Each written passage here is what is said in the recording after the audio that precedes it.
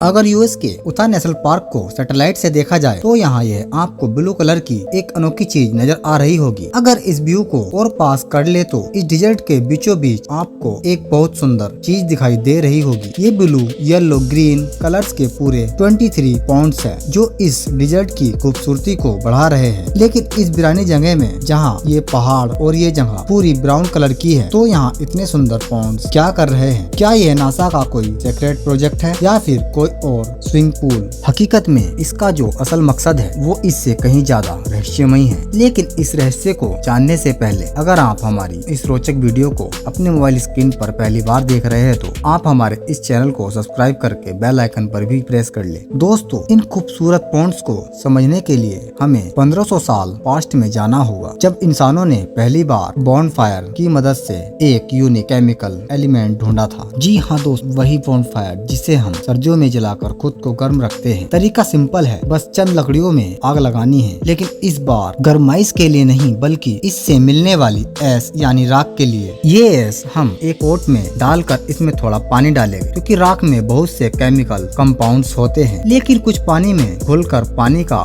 रंग कुछ ऐसा बना देते हैं। अब हम इस पानी को फिल्टर करके एक पोट में डालकर धूप में सूखने के लिए रख देंगे। जब पानी एवोपोरेट हो जाएगा तो वह अपने पीछे कुछ इस तरह के क्रिस्टल छोड़ जाएगा। ये वो केमिकल एलिमेंट है जो इंसान पिछली कई सदियों से इस्तेमाल करते आ रहा है, क्योंकि ये एक पोट्स और एस की मदद से बनाया गया है। इसी वजह से इसका नाम पोटेस रखा गया। पहले लोग पोटेस का इस्तेमाल करके सोप यानी साबुन बनाते थे, कपड़ों को रंग करते थे और ग्लास प्रोडक्ट्स की प्रोडक्शन में भी इस्तेमाल करते थे। जैसा कि एनिमल फैट को पिघलाकर उसके ऊपर पोटेस को डालने से ये लिक्विड साबुन बन जाता है। और इसी तरह ग्लास की प्रोडक्शन के टाइम पोटेस को डालने से ग्लास की मेल्टिंग पॉइंट कम हो जाता है और फिर ग्लास को अपनी पसंद की शेप देना आसान हो जाता है। इंसानों की बढ़ती हुई पॉपुलेशन के साथ देखते ही देखते पोटेस की डिमांड इतनी ज्यादा बढ़ गई कि ईयर 1788 में पोटेस की प्रोडक्शन के लिए हजारों फैक्ट्रीज बन चुकी थी। इन फैक्ट्रियों में सिर्फ लकड़ियां जलाई जाती थी, वो भी सिर्फ राख के लिए। ईयर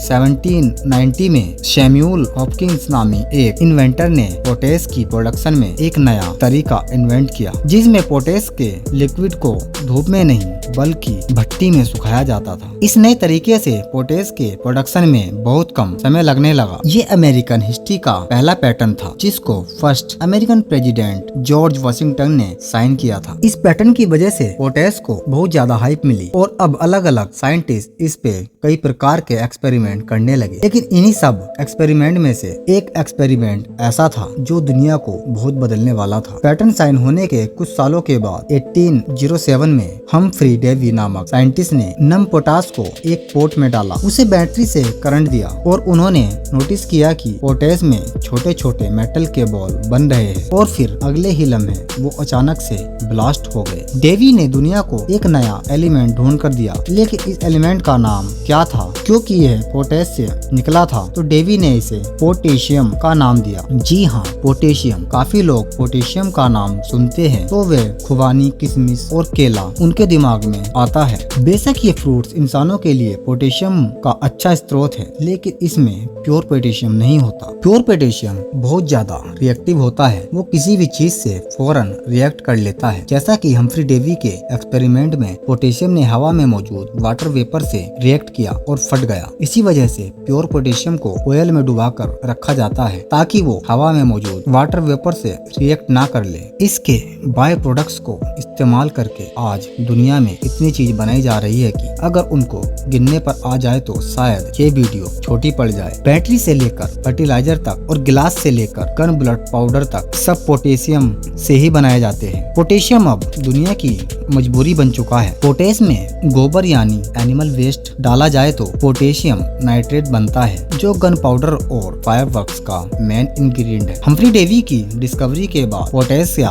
पोटेशियम से तो कई प्रकार की नई नई चीजें बनाई जाने लगी। थी। लेकिन सबसे बड़ा मसला खुद पोटेश की मैन्युफैक्चरिंग का था, क्योंकि डेवी की डिस्कवरी के बाद अगले कई सालों तक भी इसको लकड़ी जलाकर ही बनाया जा रहा था। डिमांड के बढ़ने की वजह से बात यहाँ तक पहुँच गई थी कि यूरोप और यूएसए के पूरे जंगलात को काटा जाने लगा था और यह चीज एनवायरनमेंट के लिए सबसे बड़ा खतरा बन चुकी थी। फिर साल 1861 में जर्मनी में पोटेशियम के प्रोडक्शन का एक नया सोर्स खोज निकाला गया। वो कहीं और नहीं बल्कि एक खास प्रकार के पत्थर के अंदर था और ये पत्थर जर्मनी के पास बहुत ज्यादा थे। जर्मनी की ये नई खोज बहुत फायदेमंद साबित हुई। इस तरीके से पोटेश की प्रोडक्शन न सिर्फ सस्ती हुई बल्कि इससे ज्यादा समय की भी बचत हो गई। अब उनके पास इतना ज्यादा पोटेशियम था कि उन्होंने इसे इधर उधर फेंकना शुरू कर दिया, जिससे इसके नए फायदे सामने निकल कर आए। पोटेश को जमीन पर फेंकने से ये नोटिस किया गया कि फसल की ग्रोथ बहुत जल्दी हो रही है और वो भी कम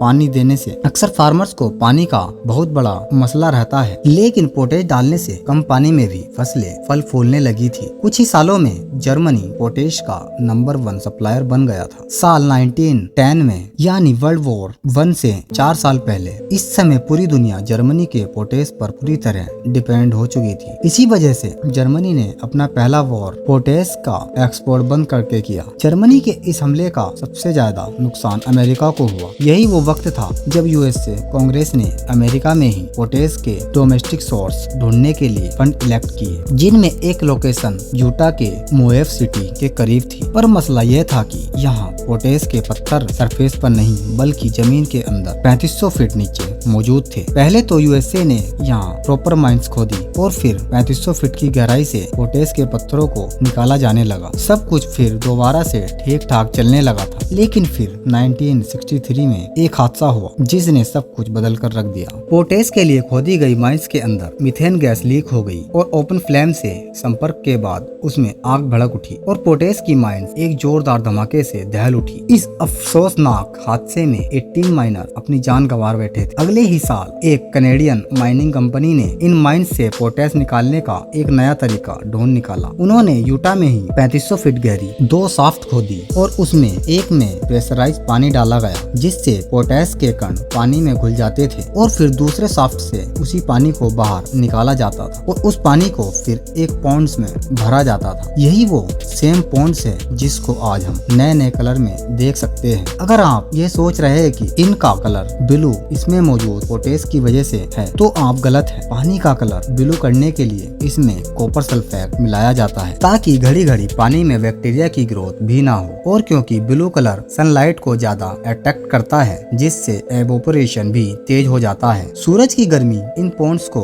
एवोपरेट करती है और पीछे बचता है प्योर पोटेश। यूटा की इस लोकेशन में टोटल 23 पॉन्ड्स हैं जो 400 एकड़ के एरिया पर फैले हुए हैं। एक एक पॉन्ड्स को एवोपरेट होने में करीब 6 से 8 महीने लगते हैं। जैसे जैसे पानी कम होता जाता है ये पॉन्ड्स ब्लू से ग्रीन और फिर येलो हो जाते हैं और आखिर में ये व्हाइट क्रिस्टल की फॉर्म में ये पोटेश बचता है, जिसको ट्रक्स में लोड करके कंपनियों में भेज दिया जाता है। पोटेश को इंसान सदियों से अपने प्रैक्टिकल इस्तेमाल में लाते रहे हैं और सदियों से ही ये इंसान का मेजर अर्निंग का सोर्स भी रहा है। एक एस्टीमेट के मुताबिक मोफ सिटी में जमीन के नीचे करीब 2 बिलियन टन पोटेश मौजूद है। एक टन पोटेश की कीमत $330 है, यानी सिर्फ यही लोकेशन ही अमेरिका को $660 बिलियन कमा के दे सकती है। मुझे उम्मीद है कि हमारी इस वीडियो को आप बहुत ज्यादा लाइक और शेयर करेंगे। फिर मिलते हैं एक और इन्फॉर्मेटिव वीडियो के साथ।